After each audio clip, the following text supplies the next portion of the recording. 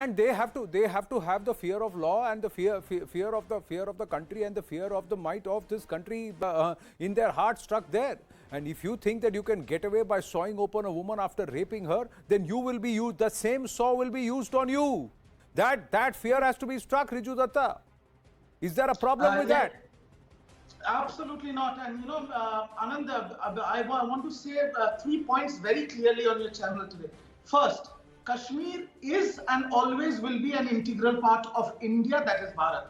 No doubt about it, number one. Number two, we completely condemn the mass exodus of Kashmiri Pandits during the 1990s from the valley. They deserve justice and there is no two ways about it. Third, every person who is involved in this mass murder or ethnic cleansing or whatever you call it is a terrorist, and they do not belong to any religion. It is a terrorist as a terrorist. They do not have a religion. But my problems, and I am going to ask some sharp questions here. To me, the endurance of India's democratic and constitutional order is far more important than a political party's propaganda. For that matter, BJP. Like we are talking here, 30 years. Now, they have not received justice. A lot of governments came and a lot of governments went. Why a movie was made and suddenly everybody's heart started bleeding? What was this current regime doing for the last 77 years? After you removed Article 370, why didn't you take steps to relocate the Kashmiri Pandits? Why not? Now you are using a particular movie to propagate your narrative going into 2024 elections. It is a planned conspiracy. So you're making it that this is a propaganda and the BJP is using this movie as a propaganda. You're timing it so that it works your propaganda. It's a serious charge that you're making. Tom Badakan, respond. Yes. Well, we don't need films to do propaganda for us. We are competent at the ground level to put our ideology, to bring our ideology to the public.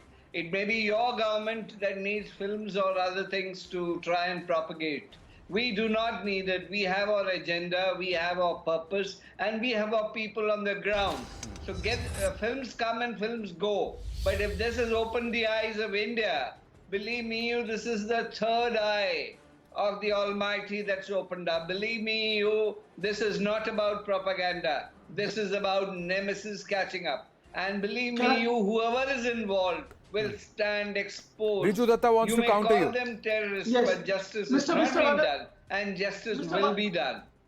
Mr. Vadakar, I want to ask you some very pointed questions. A couple of years back, there was another movie on exactly the same subject called Shikara. Why did BJP and RSS object to that movie? That was also on the same topic.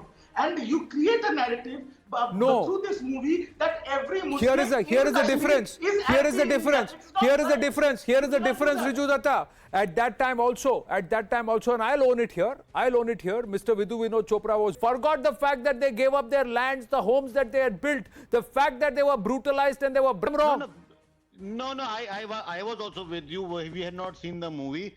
The point is, I don't know why a certain section of political parties is hell-bent on saying this is BJP movie. Let me tell each one of you, BJP has got nothing to do with this movie. This is an effort of a gentleman called Vivek Agnihotri, and he was pursued and persuaded by the community to please make a movie on our suffering. He researched about it. He was moved and he made that movie. BJP has nothing to do with this. This is a story of our suffering. This is a story of our genocide. Please treat it as that only. Do not use it to do politics and score political brownies. No, our pain is not for your politics. Our genocide is not for your politics. If you want to do politics on that. I will be the first party to get you justice. I give you a deadline that you will get justice by this date. If you want to do politics on getting justice to the community which has been in exile for 32 years. No, not a judge. No, who has spoken about it, RijuDutta? There were 48 hours in 1990 and there were 48 hours not so long ago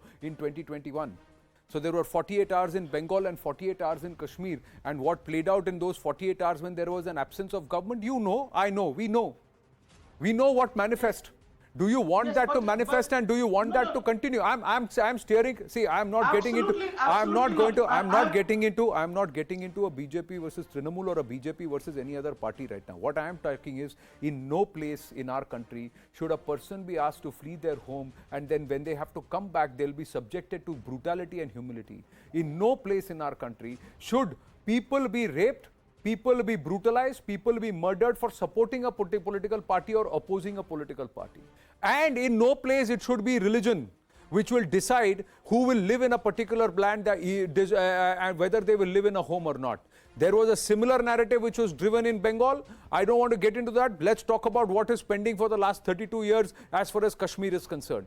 And again, one more thing. The travesty was at that time they hid behind their own constitution. RijuDutta. Yes. My pointed question is this. You know, I am completely on board with everybody here demanding justice for the Kashmiri Pandits and what happened to them. No doubts about it. But what this movie, it is a movie based on facts, but it is a piece of fiction. But here you are trying to blame every Kashmiri Muslim as anti-national. That is wrong. Sir, because tell me which Kashmiri Muslim, Kashmiri Muslim insisted that Yasin Malik should be put behind bars? Which Kashmiri Muslim put a dharna outside Omar Abdullah and Farooq Abdullah and Mufti Muhammad Saeed and Mehbooba Mufti saying that we will not tolerate? Or which Kashmiri Muslim said what you did is wrong and I will stand up to you? They are saying it now. They all said there are many who saying it now, but there are many who stayed silent. I am saying this by the people who could have done something, who stayed silent, who abetted, who perhaps even gloated on the fact that अच्छा हुआ चले गए, अच्छा हुआ तुमने ये किया, or who shook hands with those whose hands were stained with blood. These are the people who need to be brought to account, sir. These are the people, because that is the mentality. What's up?